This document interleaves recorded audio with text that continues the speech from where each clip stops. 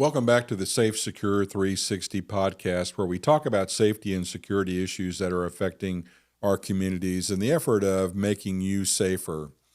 Today, we're going to talk about technology and security and the police and how they all fit together to be able to prevent crime, detect crime, and then prosecute crime once it occurs.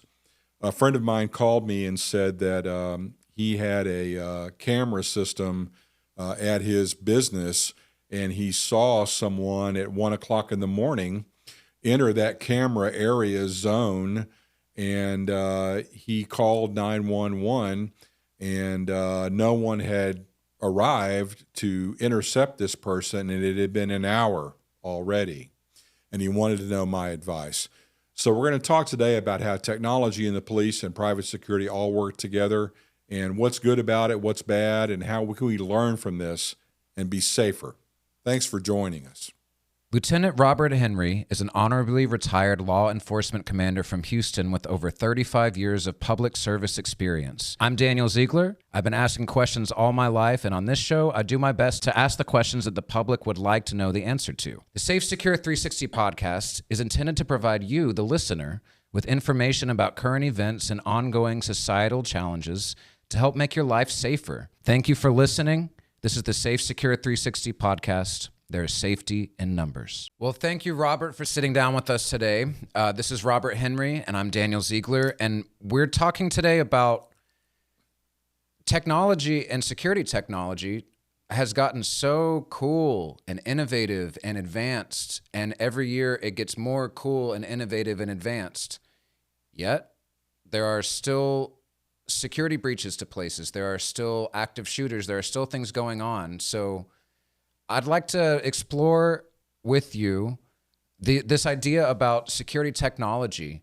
First of all, let's talk about, it's a good idea. It has good intentions behind it. What's good about security technology? And like you mentioned camera CCTV systems. Let's talk a little bit about security technology and what's so good about it. I think the most evident progression in technology dealing with security or law enforcement or crime prevention are cameras, secondarily access control things, and certainly now as AI becomes more incorporated into this strategy, facial recognition, biometrics, license plate readers, different things like that are certainly here and evolving and have been here for a long time. Let's talk about cameras specifically, and CCTV, closed circuit television camera, is the old way of really describing it.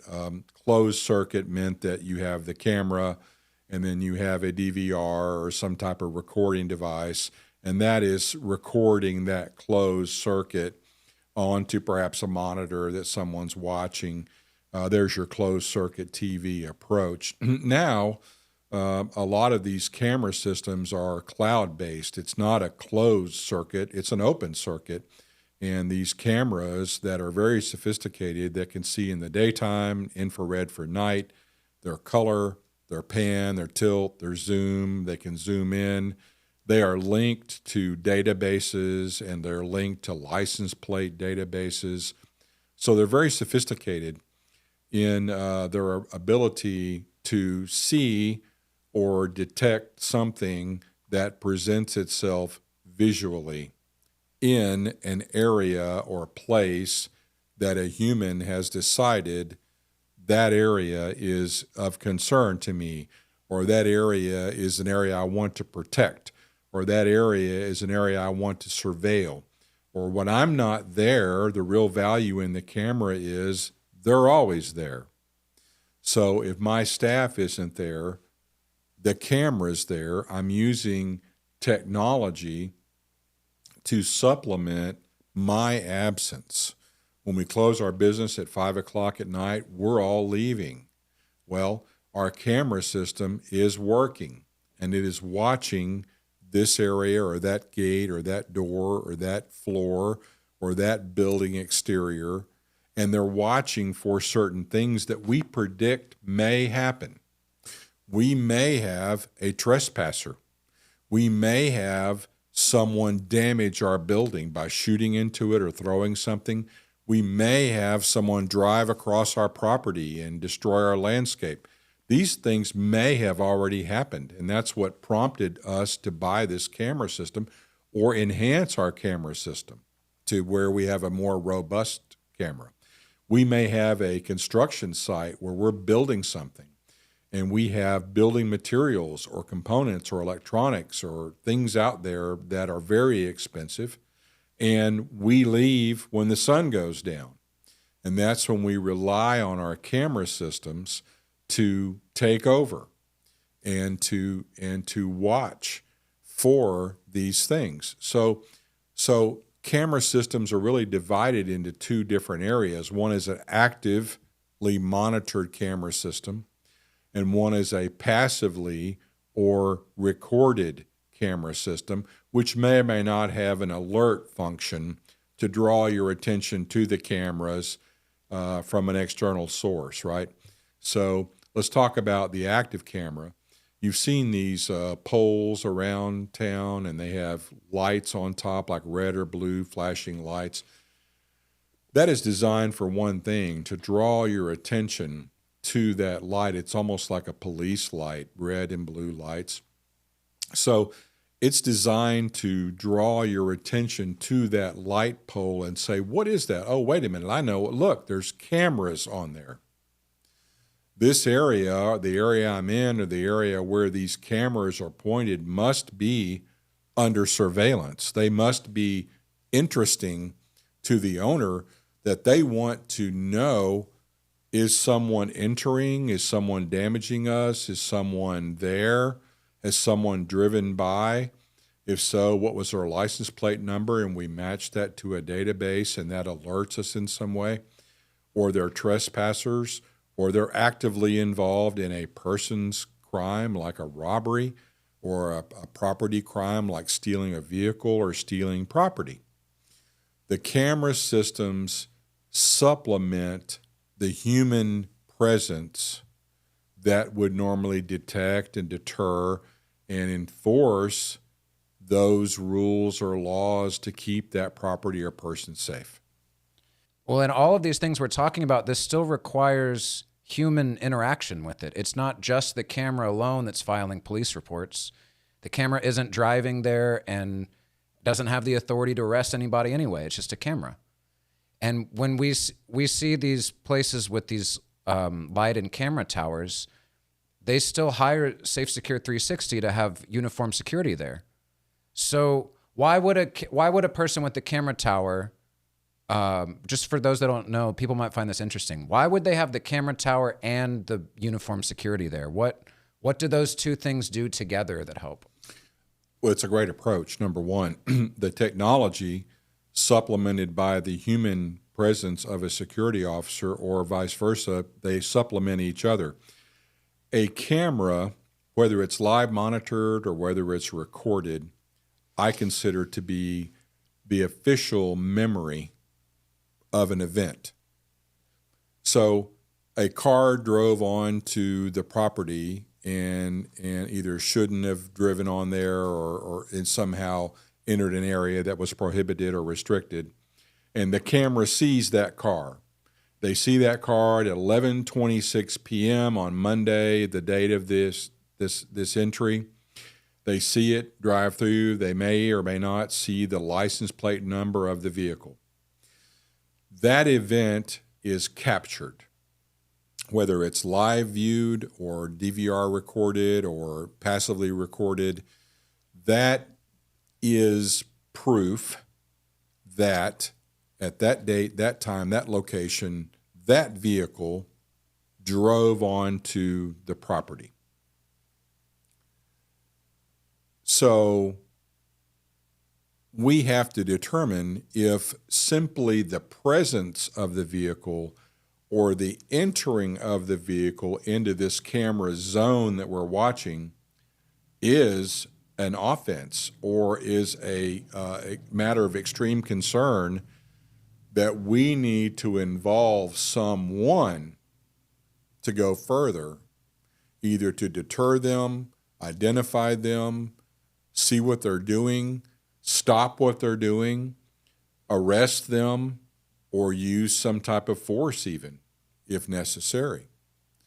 So the camera alone is not enough.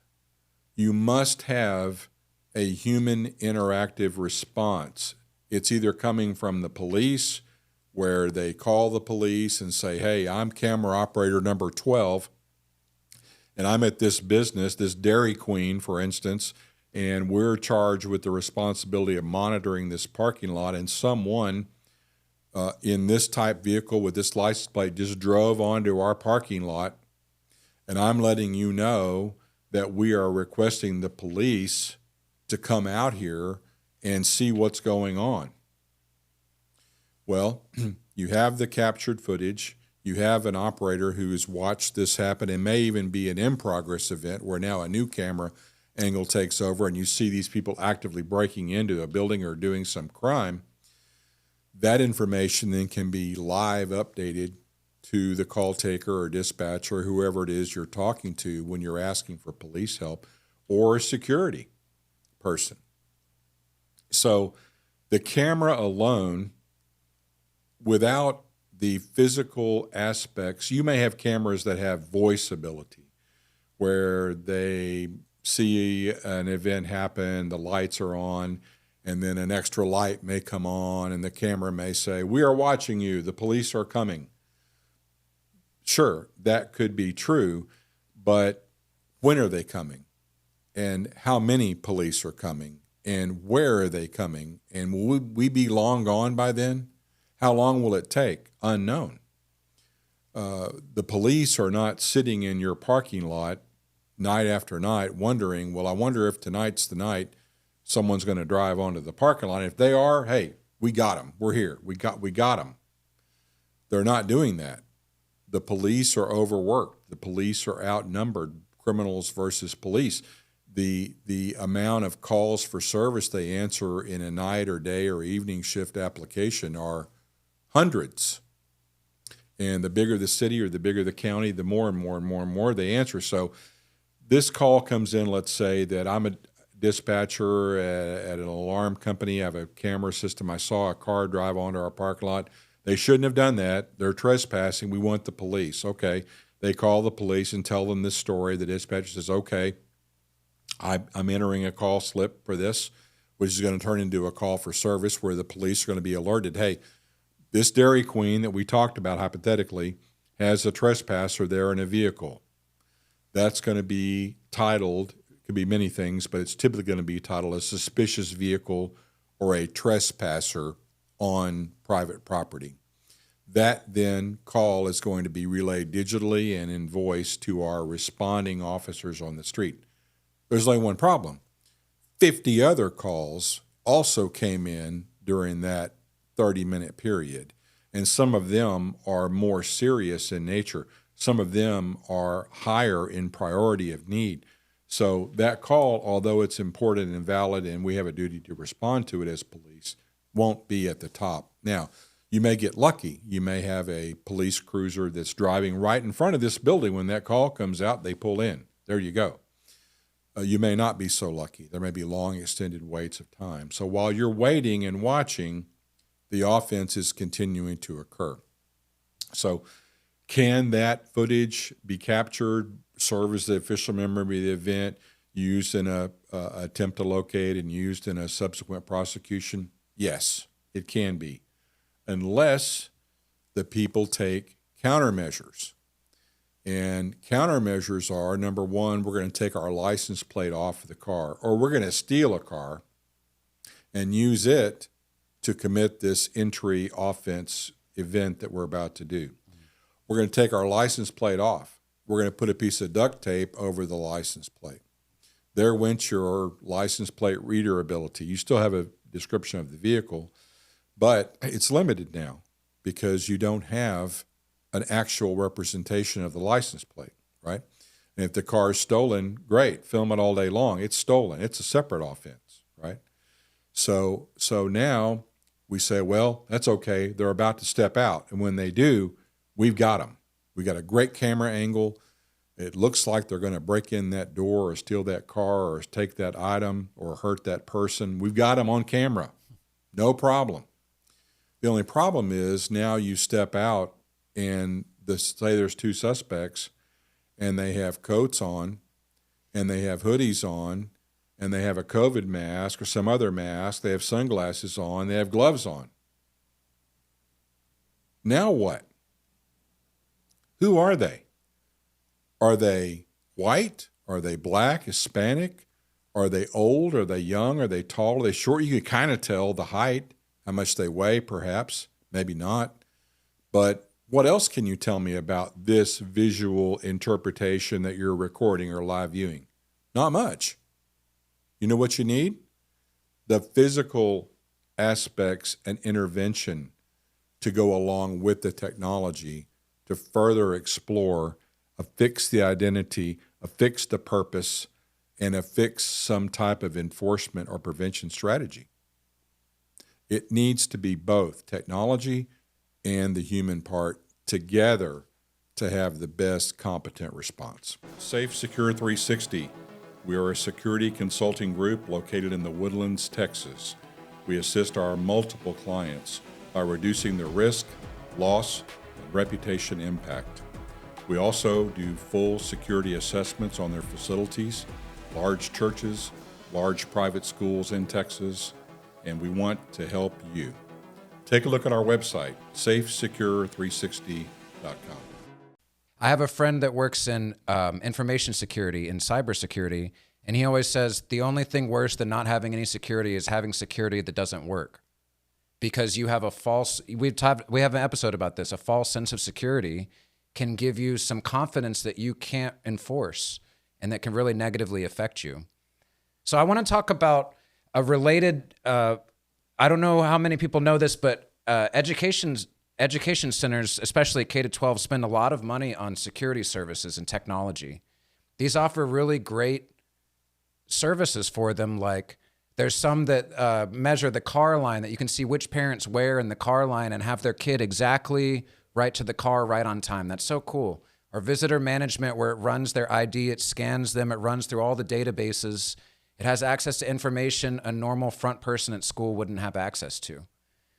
But at the same time, a technology system alone isn't going to keep the kids safe.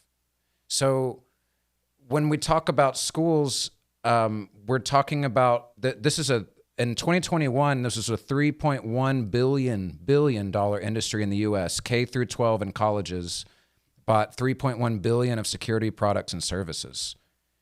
What should they be aware of when they're buying these products? We work with private schools often, and we go to their drills and we see these services in use.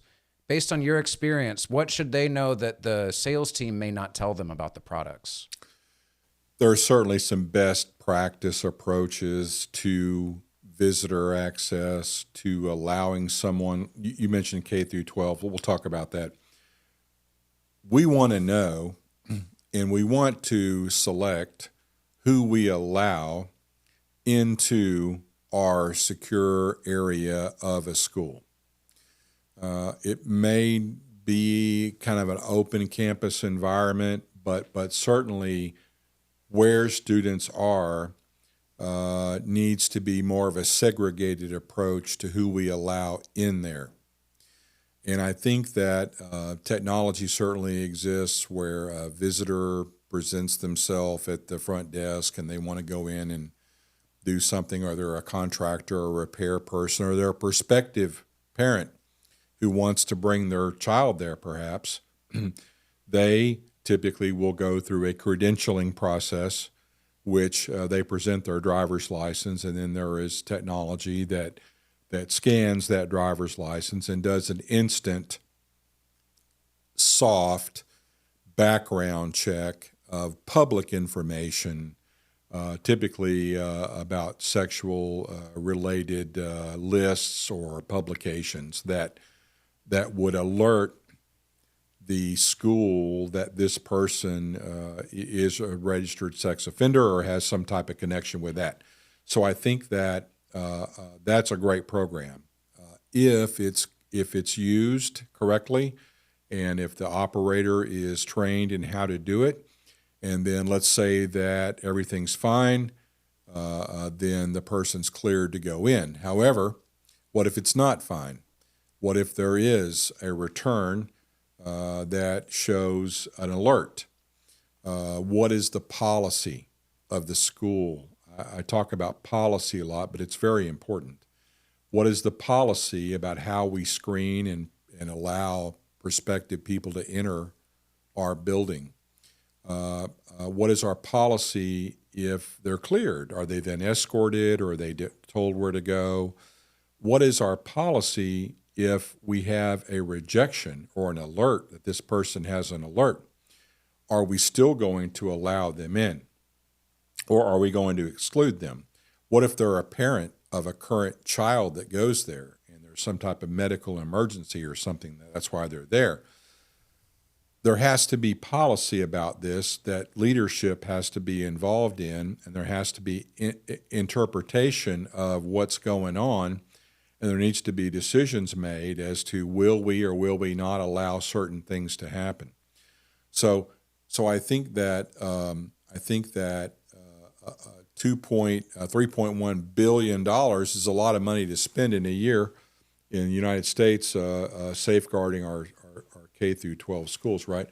So I think that policy-driven decisions and that use of technology, not only in visitor credentialing, but also in an event that occurs where we have to ultimately shelter everybody in place or we have to evacuate. Those are the two real extremes that could result. There's other ones that are less impactful, but those two, do you have a technology system that can interpret a threat, that can broadcast that threat, that everyone knows and hears about? Does it lock the school down, or does it formulate an evacuation strategy to get away from something? How does that technology work? And are you really absolutely sure how to use it? They sold it to you. And remember, these teachers and faculty and staff, they're not in the security business. We're making them become part of the security response or reaction. But that's not their deal. The students aren't in the safety and security business. They're trying to learn. They're trying to go eat lunch. They're trying to socially interact. But unfortunately, external influences of active shooters or weather events or industrial accidents or some type of something is affecting their day, and they have to respond or react to it. So I think that technology in our schools, very critically important if it is fully explored, trained, policy-driven drills, and questions answered if they surface as to, hey, my technology didn't work on my phone or device, or I didn't hear it in the PA system. Something's wrong with my ability to fully integrate. Can you help me? And you have to make these technology companies help you. You have to demand that they sold you the product. Now you're demanding that they show you how to use it all the time, every time. And what happens if something goes wrong? How do we overcome that? Because the crisis event is not going to wait on you to fix your technology. It's rolling, it's coming. So either you get ahead of it and take those preventative measures and responsive actions that the company said you could do with this technology, or you don't. I think that is so interesting what you're saying, that if everything works right and if you're trained and the technology works perfectly and every member of the staff knows how to use it right, that's a really good thing. That's a plus. But just to drill the point home, if the alert is sounded and the alert doesn't go off, now everybody is thinking they're safe because they have this great alert system, and here it is not going off.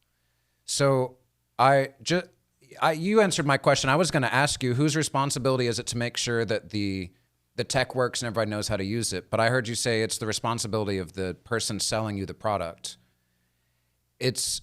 How would you go about asking for training on a product like that? Would you just call your sales rep and say, we're having a drill coming up? Could you give us some more specific guidelines about this? Because we don't always see schools do this. There will certainly be an initial decision as to what type of suite of services and electronics for school safety you're going to buy. It may just be, but typically not, visitor credentialing, the front access nexus point of the public to the private side of the school. What's your intent? What's your purpose? Why are you doing this? Well, we want to know that the person that we're about to allow into our sacred lockdown area is generally okay. No public data exists to let us know they're not. And we want to know how this equipment works. We want to know that what happens if it doesn't read the driver's license, or it's an out-of-state driver's license and the barcode's different, or there's something different about it that just doesn't work like it normally would work. What do we do? So there needs to be that initial training of key people. The facilities people need to know. The front desk person needs to know. The IT people need to know. There needs to be at least those three groups involved. Because when something goes wrong, and it will, the paper's out, the scanner's out, there's something wrong, it overheated, I don't know what's happening, your chances of those three groups integrating to have a solution are much greater.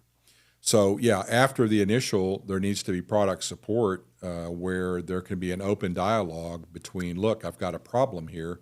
This is serious business, and I want to make sure that we're operating correctly. I don't understand this. That's an opportunity for the salesperson to have a service relationship with the client to build in those trainings. You see it certainly with a drill. If you're drilling a shelter in place or evacuation or whatever you're drilling for, is everyone's device working? If they're not, something's wrong. How are we going to fix it? We've been talking about schools for a while, and I think that's really good information for the schools. But other industries use these industrial. Some industrial facilities have a lockdown and an evacuation drill in place, and they have sirens and technology that goes into all that. So what we've been talking about this whole episode is that technology alone isn't gonna. It may not necessarily stop the thing from happening. You need a human hand there to help. How do, not just in schools, but in industry or churches or retail, how do you find that human help? Who are you looking for to help assist you with security, and how would you go about finding them? Identify what goal or objectives you're trying to reach. Are you trying to exclude or limit people that shouldn't be there? Are you trying to respond to some critical event through mass awareness and communication through a device or system? What are you trying to do? What is your objective? Why are you doing this? And then once you've identified that, there needs to be a clear objective policy written as to what that objective is, and then there needs to be the steps to take to achieve it. So I think that contracting with a security consulting group, we do it all the time. We look at your policy. We help you develop a policy about what it is you're trying to accomplish. And then we suggest integration of technology or other methods. And then we test it and we drill it and we see if it works and we see if there's customer support and we endorse it if there is. So I think that using the services of a licensed security consulting group is certainly a great way to start. This technology is a good thing. It can be a good thing, but over-reliance on it is a little bit dangerous, I think, is the point of this episode. In the same way that not having cameras would let some criminals go because you don't have some documentation of things that happen. There's a reason for this technology. Are there any other final thoughts you have about if you're looking to use it, or if you already have it, any way of thinking about How would someone look at their system and decide if it's working for them or not, for instance? You'll certainly know if you have an alertable event and you call the police and they came an hour or two later and it only took 35 seconds for this crime to occur. Whose fault is that? Not the police, typically. It's just the way it is. So how do you integrate the technology with a more rapid response or deterrence? And I think private security is certainly that middle ground that addresses and solves that problem. Private security is used all around the world, $43 billion a year thing you see everywhere, restaurants, shopping centers, banks, hotels, hospitals. Private security licensed by the Texas Department of Public Safety and in compliance with their rules is a great approach. Add technology with that, add training and drills with that, you've got a pretty good package. Well, thank you so much for that information. As always, our podcast is designed to help provide information. This may be just fun to listen to, but for some people, these are ideas they haven't heard before, and they're using this technology. So we really hope that we're finding the right people who need to hear what we're saying and that you guys can hear what we're saying. So thank you. I'm Daniel Ziegler. This is Robert Henry, and we are the SAFESECURE 360 podcast. There is safety in numbers. This is the SAFESECURE 360 podcast. The information provided in our podcasts is for general information uses only and is not intended as legal advice. The views and opinions expressed by the guests are their own. Always consult with a qualified professional before making safety and security decisions. For more information about this topic, check out our website at safesecure360.com.